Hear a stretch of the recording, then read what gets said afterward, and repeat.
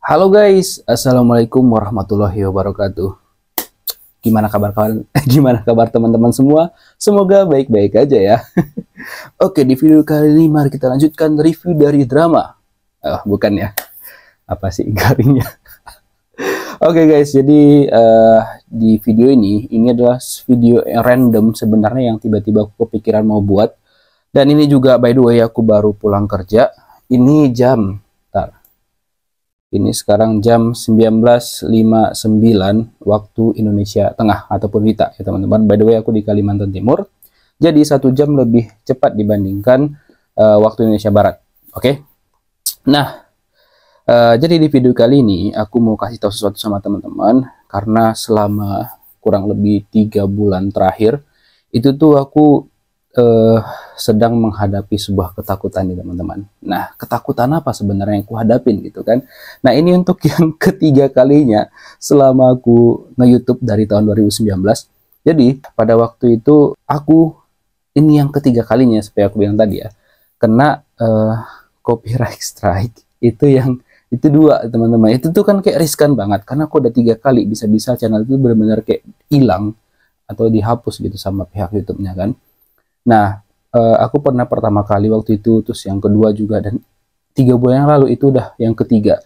Dan itu tuh selama buat video, aku tuh kayak was-was banget, dan aku sempat memutuskan pengen nge-hold semua video-video yang di channel aku ini, dan off selama 3 bulan dulu gitu kan teman-teman, sampai benar-benar hilang tegurannya. Tapi aku berpikir juga bahwa banyak drama-drama yang menurut aku seru yang lagi aku tonton pengen aku share sama kalian. Jadi ya dengan bismillahirrahmanirrahim aku tetap membuat konten, dan kalau yang berisiko tinggi banget aku buat di channel aku ini Saputra 2. Kalau teman-teman yang udah yang udah subscribe channel itu mungkin tahu gitu kan. Nah, alhamdulillah per kemarin itu tuh udah hilang satu, sisa satu lagi yang kemungkinan besar itu bakal selesai di awal bulan nanti sekitar tanggal 3 atau 4 Oktober. Alhamdulillah teman-teman, di minggu depan lah berarti ya. Akhirnya.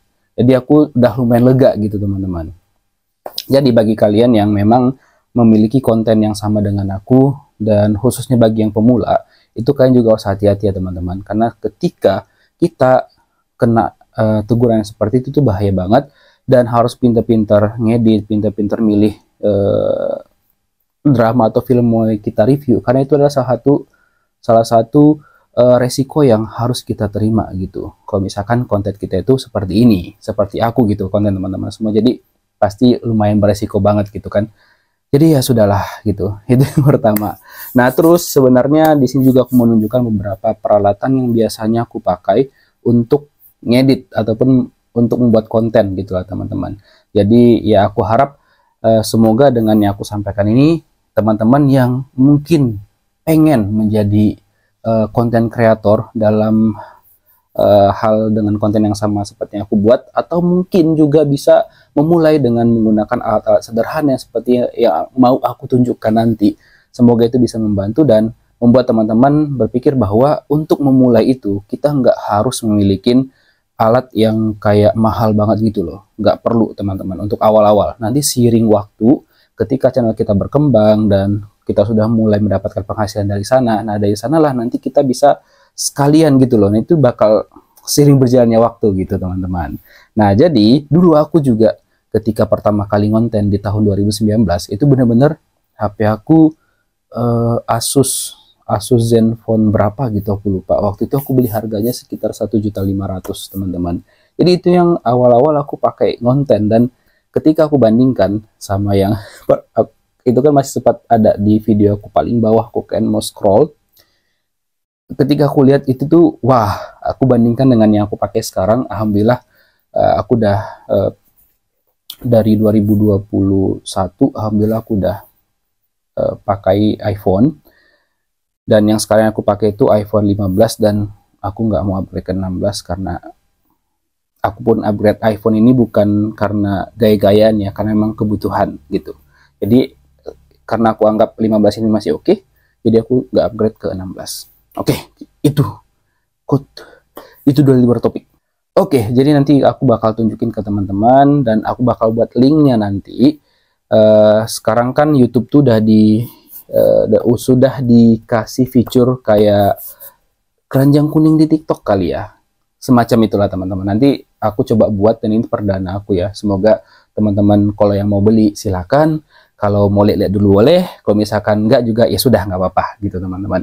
Nah, yang pertama yang aku pakai itu hal yang untuk kita konten adalah handphone teman-teman ya. Jadi kalau misalkan kalian nggak ada handphone susah juga gitu kan.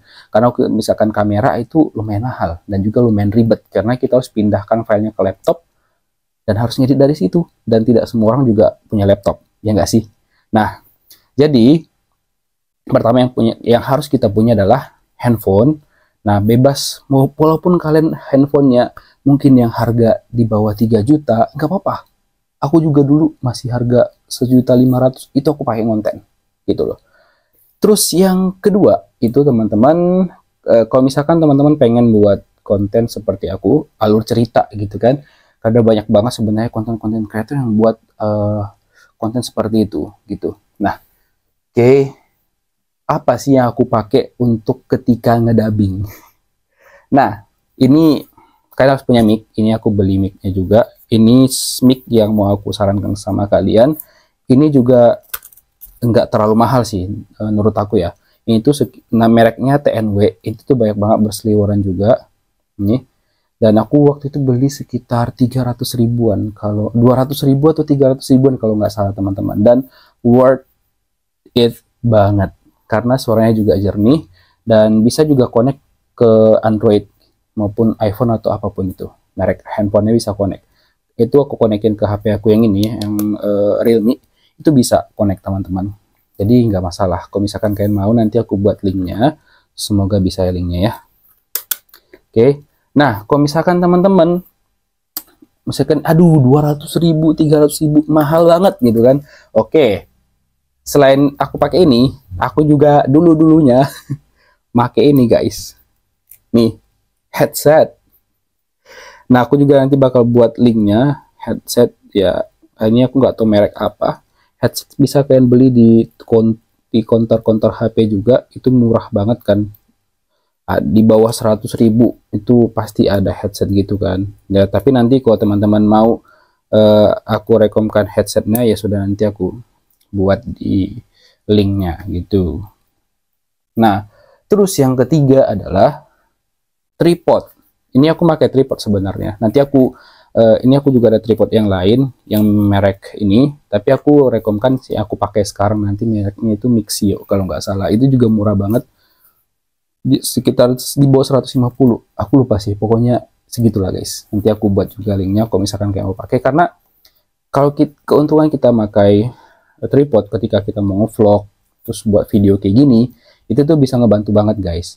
Karena kalau misalkan kita beli tripod yang bisa ngikutin badan kita kemana-mana, itu kan lumayan mahal ya harganya. Jadi ini tuh untuk pemula, ingat ya teman-teman, di garis bawahin ini untuk tips bagi yang pemula. Tapi kalau misalkan udah punya privilege duit banyak ataupun duit orang tua banyak, ya sudah, lebih bagus lagi kalau misalkan langsung bisa beli alat-alat yang bagus gitu.